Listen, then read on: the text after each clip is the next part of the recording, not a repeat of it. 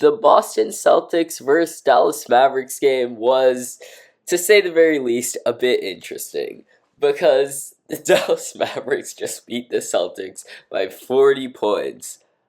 I can't believe I'm saying that because in this series, I predicted a sweep. I predicted that the Celtics were going to destroy the Mavs each and every game. And they did. Game after game after game. They just kept taking them. It didn't seem like the Mavs could do anything. And then suddenly, all the starters get subbed out at the third quarter because the Mavs are already up by 32. I don't I don't get it.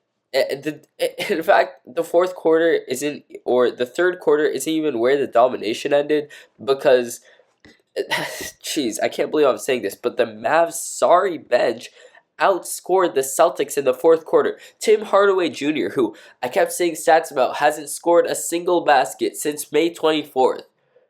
It hit 5 threes in a row.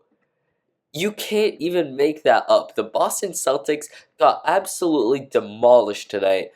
And I don't care about the haters because whenever I post a video about the Celtics, everyone's going to be like, oh, the Celtics are so good. Stop hating on them. You're just sorry because the Warriors are in the finals.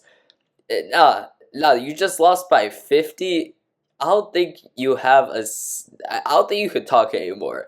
Now, yes, I do think the Celtics will win the next game in the series, but this one was absolutely ridiculous. And in this video, and basically just the next 5 minutes, I'm going to be breaking down why this all happened.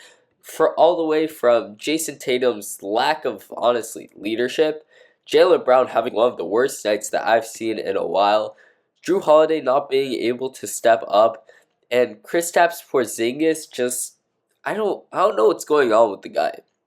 They said that he was active before the game, and then he just didn't play a single minute. Maybe because it was a blowout, or I don't understand what's going on in the Celtics organization. It seems like some people are a bit confused. But anyways, right into the video, the first quarter went just about the same way that the rest of the game went, because the Mavs outscored the Celtics 34-21. And honestly, it did seem that overwhelming. It seemed like the Celtics could easily come back because the only thing that the Celtics really didn't have going for them was 3-point shooting because they only made 2 out of 10 3-point shots in this first quarter. But the Mavericks, on the other hand, made 3 out of 7, which is decent. It's not great, but it's not bad.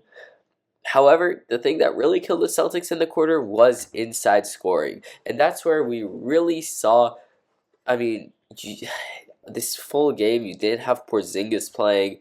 Then Joe Mazzulla started putting in Luke Cornett, Xavier Tillman. It honestly it wasn't pretty. It wasn't really the move. They should have just stuck with Tatum a bit more.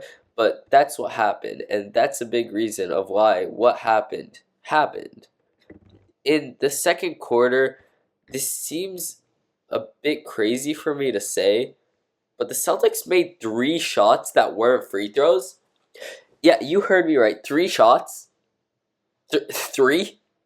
They made a 3 from the corner, a 3 from the other corner, and a 3 from the top. Other than that, it was 5 free throws, and that's where their only points came. In the same quarter, the Mavs made 2 threes and 7 buckets inside the paint. I mean,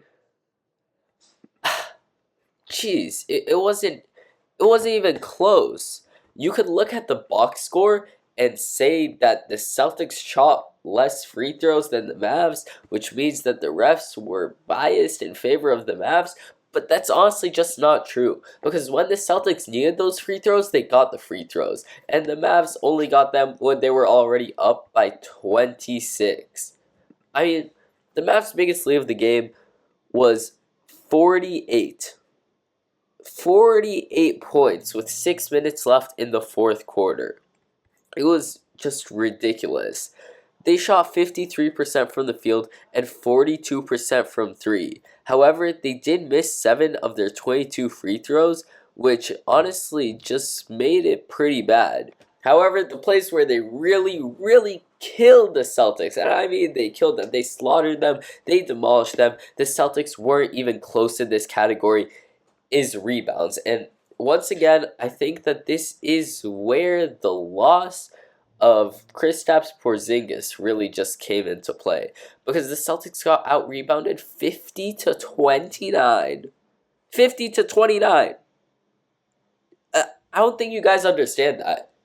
That's 21 rebounds of a difference. That means 21 times the Mavs got the ball over the Celtics. 12 of those, 12 of the 21 were defensive rebounds, meaning that the possession ended there. And 8 of the 21 were offensive rebounds, meaning that the Celtics basically let up 8 more opportunities for the Mavs to score the ball on drives. That's something just absolutely unforgivable and is extremely telling of a reason as why they lost this game. Points in the paint was an absolute demolishment. You had the Mavs outscore the Celtics 60 to 22. Additionally, the Celtics turned the ball over 13 times compared to the Mavs 7. And honestly, while watching the game, this didn't seem too bad. But in retrospect, as I look at the box score, it was pretty damn bad, because those points off turnovers, the Mavs got 11 more of those points, and honestly, that's pretty big. Additionally, the Celtics fouled more.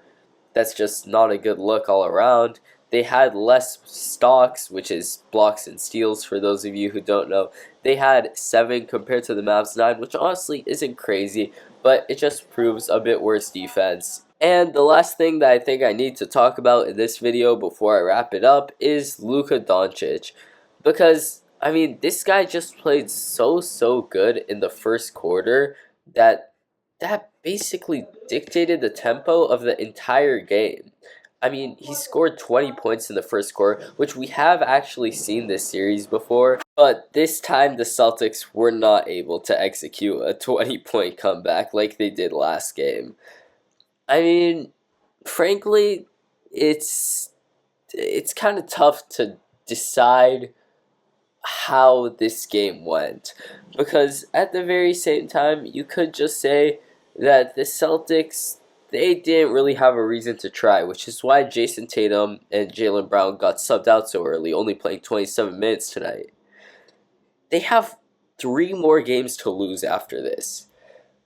And based off of pure talent, they won't lose 3 more games. I just, as a Warriors fan, I do hate to say that, but there's absolutely no way that the Boston Celtics give up 3 more games. 2 of them at home. They're probably going to win in 5. If they don't win in 5, they're winning in 6. And statistics say that if they don't win in 6, they're winning in 7, no matter what. I'll see you guys in the next video. Drop a like if you enjoyed, and subscribe. Please subscribe.